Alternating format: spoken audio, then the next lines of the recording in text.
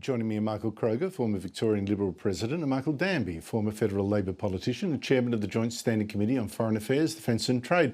Michael Danby, Angus Taylor has been given a policy recommending a restriction on immigration from areas in 13 countries where Muslim extremists dominate. Is that a good idea? Well, it's very focused. It's on not bans on entire countries. It's bans on areas from those countries where there is Islamist extremism. So I think it's going to be very hard to argue against. I think it's been floated in order to see what kind of a reaction it would get.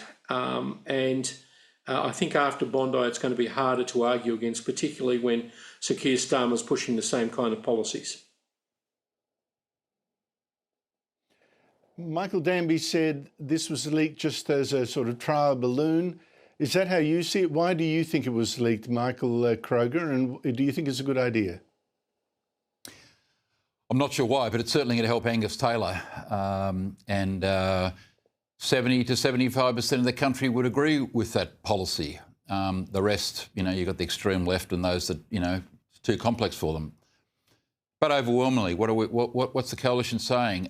People that come from Islamic terrorist parts of the world shouldn't be allowed into Australia.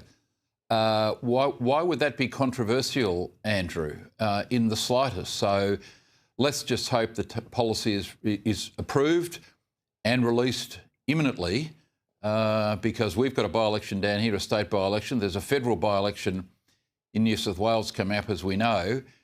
And the principal reason for One Nation's rise from 6 to 28% is because the average Australian out there is seeing what's happening around the world, is seeing what's happening in Western countries.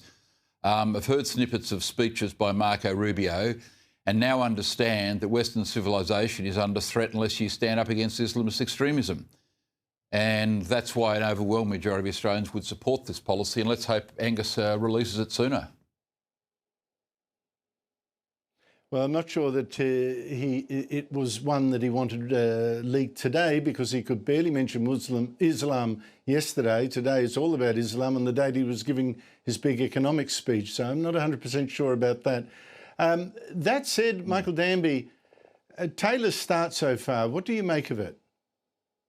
I'm yet to be convinced. You wish all people who are starting off in politics well. But I would have gone for Hastie, but I'm not a Liberal, and I'm not choosing who their leader is. So he has a lot of meat to put on the bone. He's got a big problem with that by-election that's going to take place in Farrer. One Nation and the Independent is off and running, and with Susan Ley, the incumbent, not being the candidate, he could lose. And what would happen if that's the first by-election of his leadership and he loses it? It would be really a bad sign for him. Michael Kroger? Well, I think he started well. He's on to the economy, tax, debt, housing and immigration, which are exactly the topics he should be on. And to repeat and to take Michael's point, to do better in Farrer in the by-election than 15 or 20 or 23%, whatever we're on, you're only going to do that if you announce some policies. It can't be on good intentions and, a new leader and a new leaf unless there's something under the new leaf. So he needs to formulate that policy, get it approved and get it released so people have got some meat on the bones. If all you're talking about are Liberal principles, that's great, but it doesn't affect people. They want to know exactly what the policy is. So the sooner he does that, the better. The one other thing I'll say about Angus is I think he's been getting some advice, because if you'll notice, since he became leader, his interviews are short. His statements, the way he presents his arguments, they're shorter, they're sharper, they're clearer, which is regrettably what he didn't do so much as Shadow Treasurer, where he tended to be a little bit long-winded. But he's been very powerful in his presentation over the last few days. Short, sharp, direct, no waffle, and you can feel that he's starting to cut through already. So I think he's made a very good start, and it's helped by people like Jane Hume, who are very economically literate, doing what she did this morning, as you just showed, Andrew.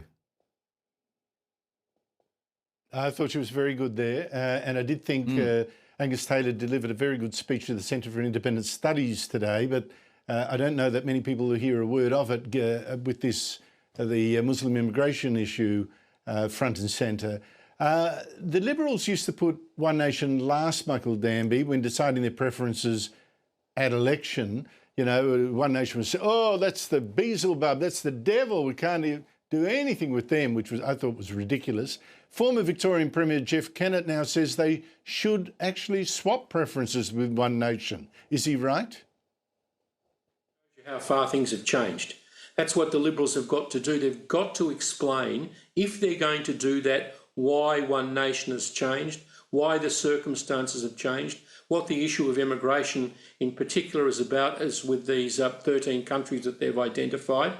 Unless they do that and they sit back and just get hit by the Labor Party and the left-wing media led from Ultimo, they're not going to be able to do that, and they'll be excoriated.